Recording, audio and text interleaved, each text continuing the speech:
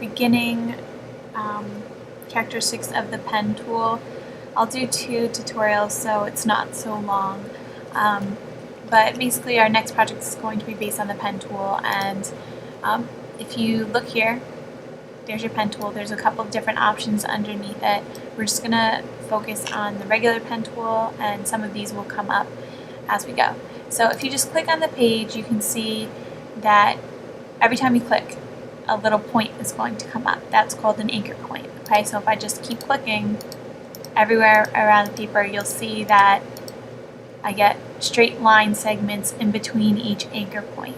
Okay, again, the in-between line here, it's called a line segment. So now if I click and hold it and drag, that's when I start to get the curves. Okay, they're called Bezier curves. So it reacts differently based on how you pull these handles, and that's what these two lines are with the little circles at the end. They're called handles. So if I pull it in, you can see that the curve, there's less of a curve. The more I pull out, it's more drastic of a curve, and when you move right and left, the direction's going to change. Okay, so just play around a little bit with that.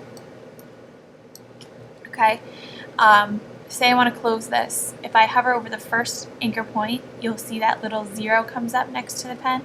That means that the shape will close if you click onto that point. So I'm going to click. Now I have a closed shape. And if I want to fill this shape, I can hold Control, right click, and I can either make it a selection if I wanted to. I could fill the path, or I could fill the stroke, which is just the outline. So let me fill the stroke first, show you how that works. Now, it gives you a choice of how you want to fill it. Usually you're going to use either the pencil or the brush, so you want to make sure your settings are on how you want it, because, well, let me just show you for instance. Okay, so this is how thick my line was on my brush, and this was the color that I had in there. So if you wanted a thinner line before you did this, you should just go into the brush tool, make the size of the brush a little smaller, or if you wanted harder edges, you know, you would just change your brush so it had harder edges. So that's how stroke path works. If I want to fill it now, I can click Control again on the keyboard and right click the mouse and fill path. And you can use the foreground color, the background color, which are these two right here. Okay, the foreground is going to be what's in front right now, the red, and the background's here. So, or you can click color and a little color popper will come up, and I'll do something a little darker so you can see the difference. Press OK, and now your path is filled. Okay.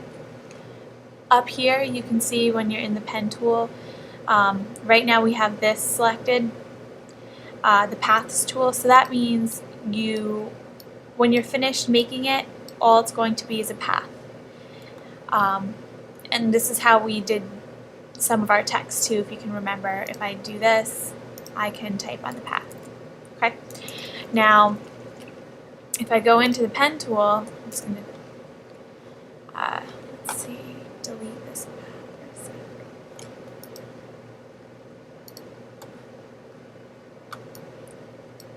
Oh, I'm still on it.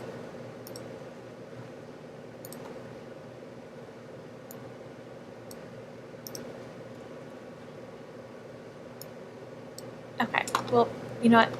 So anyways, if I wanted to make a shape right away, I could go up to this right here, and when I make my path, it will actually create a shape as I go. I'm just kind of making a random shape here.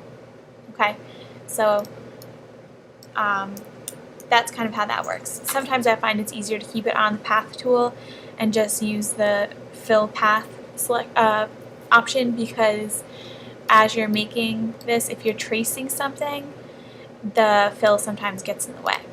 Okay, so once you're ready for that, I would bring in this pen tool exercise sheet, which I will tell you about in class, And I just went to Google and I searched pen tool practice, and I think it was page 2, so it's just a couple down. I found this at printmediadigital.com. They have a couple of these. This one looks like it's already done, but this one I find you can read the text pretty well, and the text does help because it gives you some direction. So if we just do the first 2 for now, if you just click, all of these dots is where you want to put an anchor point. So if I just go into the star, click, click, and it's giving me the directions just to click. Okay, and remember, if you click once, that means you're going to get a straight line. Again, did you see it just kind of covered my direction there? So I'm going to close the path right there at the first anchor point I started at. So I'm going to do the next one in this, just the regular paths, so I can see where I'm going a little better. Let's move this.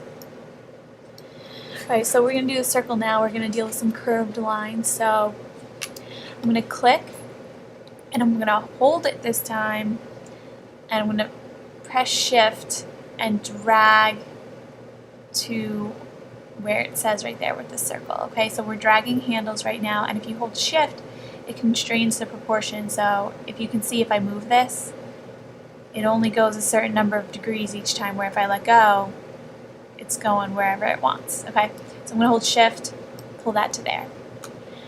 Now I'm going to go to my next point. So I'm going to click here, hold shift, and I'm not letting go until I have the curve the way I want it. I'm going to shift and click, pull, same thing. And again, you always want to close it unless you're just using a path. So I'm going to do that, and there we go. So now if I want to put a stroke on here, again, I hold control, right click, and oops, I guess let's make the selection. Not sure why it's doing that. 1 second.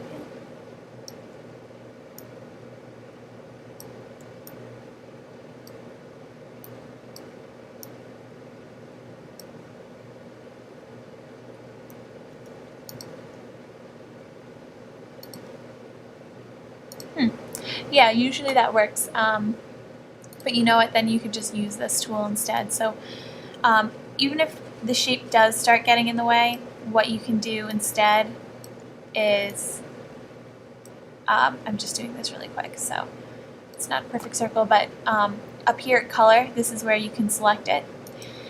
Right near there, there's style, okay? This pretty much means you have a fill. If I do this, it'll keep the lines open, so you can use that for the time being. Click, and it will leave it open. Then when you're ready for it to fill, you can just go back in and choose your fill. Okay, so again, I forgot to hold shift there, so my proportions are a little off, but